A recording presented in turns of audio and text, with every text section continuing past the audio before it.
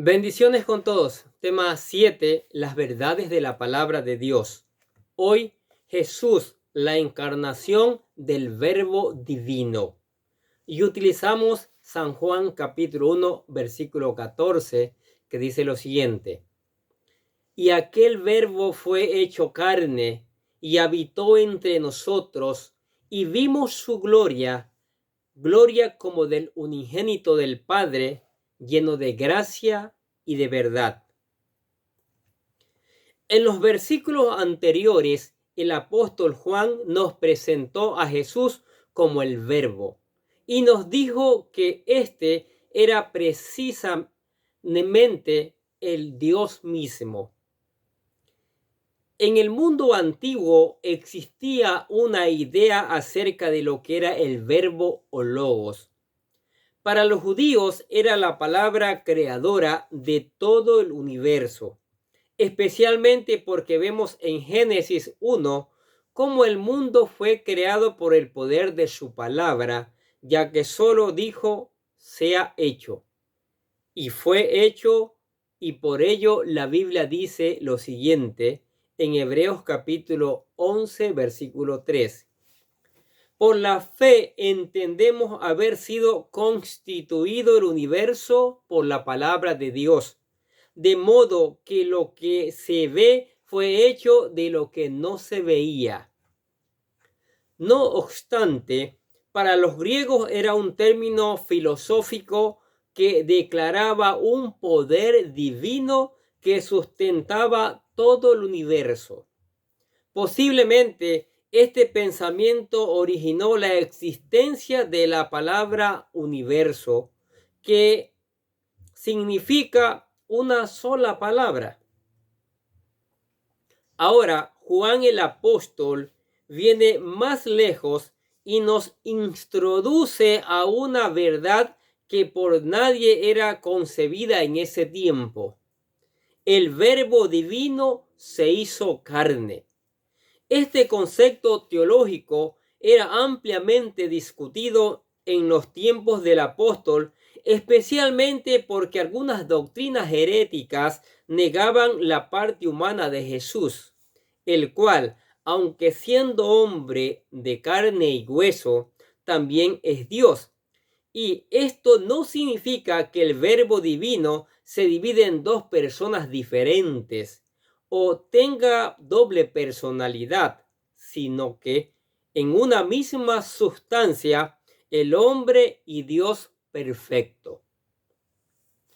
Hoy en día, al igual que la doctrina de la Trinidad, la encarnación de Cristo constituye una de las doctrinas más controversiales de todos los tiempos, y esta verdad doctrinal se encuentra plasmada en este versículo. ¿El Dios perfecto se hizo semejante a un hombre imperfecto? Juan 1:14 dice, y aquel verbo fue hecho carne. Este concepto pareciera una locura para muchos, ya que el texto dice, y aquel verbo fue hecho carne. La palabra carne proviene del griego shar, misma palabra que aparece en otras partes del Nuevo Testamento para hacer referencia a la naturaleza imperfecta y pecadora del hombre, y no el cuerpo en sí. Por tanto, lo que quiere decir es que Jesús, el Verbo de Dios, se hizo hombre, siendo igual no solo en cuerpo de carne y hueso, sino también sometido a la debilidad de un cuerpo limitado por muchas necesidades físicas y expuesto a las tentaciones, pero que nunca pecó. Mire lo que dice Hebreos capítulo 4, versículo 15. Porque no tenemos un sumo sacerdote que no pueda compadecerse de nuestras debilidades, sino uno que fue tentado en todo según nuestra semejanza, pero sin pecado. Para los tiempos de Juan, el cuerpo era visto casi universalmente como malo, mientras que el espíritu era bueno. Para ellos hubiese sido inconcebible que Dios hubiera tomado la forma de un ser imperfecto, a tal punto que muchos negaban que Jesús llegó a tener un cuerpo humano, y con el tiempo surgió una secta conocida como el docetismo, que afirmaba que Jesucristo no había venido realmente en cuerpo y que solo era un espíritu que aparentaba ser humano, ya que el cuerpo es de naturaleza mala y por lo tanto Jesús solo fue un espíritu que anduvo entre nosotros. Vaya pues los conceptos. Pero Juan los desmiente al decir que Jesús realmente fue hecho un hombre, no solo de carne y hueso, sino también sujeto a las necesidades físicas y debilidades de todo humano. La Biblia nos enseña este principio bíblico de la encarnación del Verbo divino. Mire lo que dice San Lucas capítulo 1, versículos 34 y 35. Entonces María dijo al ángel: ¿Cómo será esto? Pues no conozco varón. Respondiendo el ángel, le dijo: El Espíritu Santo vendrá sobre ti, y el poder del Altísimo te cubrirá con su sombra, por lo cual también el santo ser que nacerá será llamado Hijo de Dios. Si nos fijamos bien, fue la obra del Espíritu Santo que vino sobre María para que ésta quedase embarazada, y las palabras del ángel al referirse a Jesús como el Señor, el Santo, ser que nacerá e Hijo de Dios, nos habla de ambas naturalezas, la divina y humana, y ambas santas. Ahora bien, en ambas naturalezas Jesús es perfecto. Es Dios perfecto porque Él habita la plenitud de la deidad. Mire lo que dice Colosenses capítulo 2, versículo 9. Porque toda la plenitud de la deidad reside corporalmente en Él, o sea, en Jesús. Por otro lado, encontramos a un Jesús completamente humano, ya que en las Escrituras podemos ver que tuvo sed. Juan capítulo 4, versículo 7. Comió. Mateo capítulo 9, versículo 11. Tuvo necesidad de dormir. Mateo capítulo 8, versículo 24. Y lloró. Juan capítulo 11, versículo 35. Entre otros. Y aún resucitado les mostró que tenía un cuerpo glorificado de carne y hueso y que no era solo un espíritu. Miren lo que dice Lucas capítulo 24, versículo 39. Mirad mis manos y mis pies, que yo mismo soy. Palpad y ved, porque un espíritu no tiene carne ni huesos, como veis que yo tengo. Y hasta le pidió a Tomás que lo tocara para que no fuera un incrédulo. Mire lo que dice San Juan capítulo 20, versículo del 27 al 29. Luego dijo a Tomás: Pon aquí tu dedo y mira mis manos, y acerca tu mano y métela en mi costado, y no seas incrédulo, sino creyente. Entonces Tomás respondió y le dijo: Señor mío y Dios mío. Jesús le dijo: Porque me has visto, Tomás, ¿creíste? Bienaventurados los que no vieron y creyeron. Qué maravillosa es la palabra, no le falta nada, ¿no es cierto? Ahora bien, Jesús es un hombre perfecto, pero sin pecado alguno, porque aunque fue tentado en todo, él venció la tentación, como dice Hebreos capítulo 4, versículo 15. Y hoy tenemos a un Dios que nos comprende por haber vivido en carne propia las mismas luchas y tentaciones que hoy experimentamos nosotros. Por tanto, todos los cristianos debemos creer en la doctrina de la encarnación de Cristo, la cual es 100% bíblica y enseña que Cristo, siendo una sola persona, posee dos naturalezas en una sola sustancia. Es hombre y Dios. Ahora, la tabernaculación del Verbo. Mira lo que dice Juan 1:14. Y habitó entre nosotros, y vimos su gloria, gloria como del unigénito del Padre, lleno de gracia y de verdad.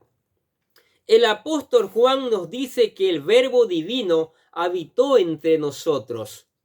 Esta aseveración nos enseña el propósito que la segunda persona de la Trinidad tuvo al encarnarse, el habitar entre nosotros. La palabra que se traduce como habitó es esqueno, que literalmente significa extender su tabernáculo, es decir, la tienda donde se acampa. Este concepto nos recuerda a los relatos del Antiguo Testamento en tiempos de su peregrinación en el desierto, donde Dios le ordenó a Moisés construir el tabernáculo de reunión, donde Dios se manifestaba en poder y gloria delante de todo el pueblo israelita. Recordemos un poco. Éxodo capítulo 29, versículo 42 al 46. Esto será el holocausto continuo por vuestras generaciones, a la puerta del tabernáculo de reunión delante de Jehová, en el cual me reuniré con vosotros para hablaros allí. Allí me reuniré con los hijos de Israel, y el lugar será santificado con mi gloria. Y santificaré el tabernáculo de reunión y el altar. Santificaré asimismo a Aarón y a sus hijos, para que sean mis sacerdotes, y habitaré entre los hijos de Israel, y seré su Dios, y conocerán que yo soy Jehová su Dios, que los saqué de la tierra de Egipto, para habitar en medio de ellos. Yo, Jehová su Dios. El tabernáculo en el desierto nos habla del anhelo de Dios de habitar en medio de su pueblo. Posteriormente, en tiempos de Salomón, se edificó el templo que vino a sustituir al tabernáculo, y como siempre fue un lugar donde el israelita podía encontrarse con su Dios. Sin embargo, Dios decidió habitar nuevamente en medio de su pueblo Israel, encarnándose en la persona de Cristo Jesús. De tal forma que ahora el tabernáculo ya no era una tienda o un templo de piedras, sino el cuerpo de Jesús mismo. Y por ello las escrituras lo llaman Emmanuel, que significa Dios con nosotros. Miren lo que dice Mateo capítulo 1, versículo 23. He aquí una virgen concebirá y dará a luz un hijo, y llamará su nombre Emmanuel, que traducido es Dios con nosotros. Ahora, en estos postreros días, los cristianos no estamos solos, porque Dios continúa habitando entre nosotros a través del Espíritu Santo. Y esto gracias a la obra redentora de Cristo en la cruz del Calvario. Miren lo que dice Primera de Corintios capítulo 3 versículo 16. ¿No sabéis que sois templo de Dios y que el Espíritu de Dios mora en vosotros? Maravillosa esta palabra, ¿no es cierto? ¿Qué les parece? Y toda esta palabra nos anima, ¿sí? Nos alienta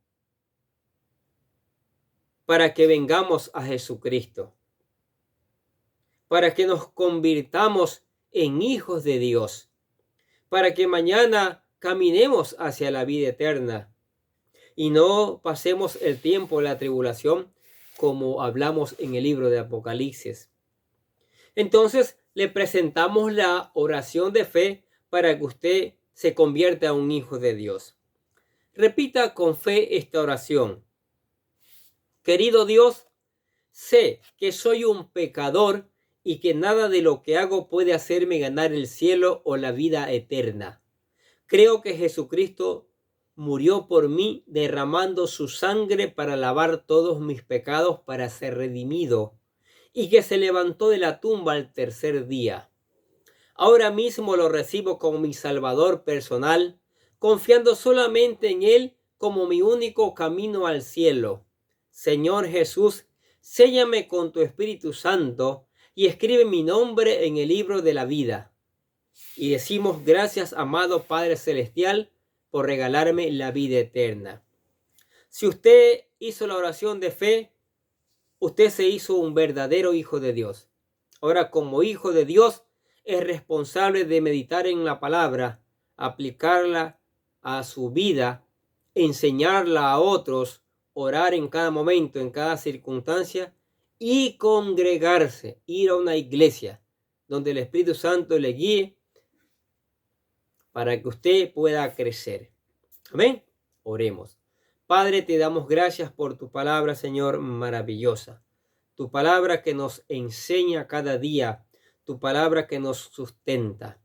Pedimos al Espíritu Santo que esa tu palabra no llegue vacía, que germine dando frutos abundantes. También te damos gracias por tu amor, por tu misericordia y por tus bendiciones que son abundantes y maravillosas cada día. Te damos gracias por la iglesia, mi Dios, ese lugar donde tú habitas, ese lugar donde te cantamos alabanzas, ese lugar donde nos encontramos con nuestros hermanos, el lugar donde somos saciados, alimentados por tu palabra, Señor. Bendice a la iglesia, bendice a la novia del Cordero, llénala de tu Espíritu Santo, Señor, y añade cada día los que han de ser salvos. También oramos por la familia, oramos por los padres, por los hijos, por los nietos, por los abuelos, por esa generación de familia que necesita escuchar tu palabra. Que esa familia escuche tu palabra y esa palabra te los haga llegar a ti, Señor Jesucristo, y se convierta toda la familia en verdaderos hijos tuyos. Para gloria de tu nombre y para testimonio del mundo hoy que tanta falta hace, Señor. También te damos gracias por los amigos, por los discípulos, por los compañeros, por todos los que escuchan esta palabra, que tu Espíritu Santo la haga germinar. Y por eso te alabamos y te damos gracias en el nombre del Señor Jesucristo. Amén. Y los bendecimos a ustedes que escuchan la palabra de Dios. Sigamos escuchando, sigamos aprendiendo. Labor importante, reenvíele a todos sus contactos y anímele a escuchar también. Anímele a escuchar, ¿sí? Les deseamos que tengan un día lleno, pero lleno de bendiciones.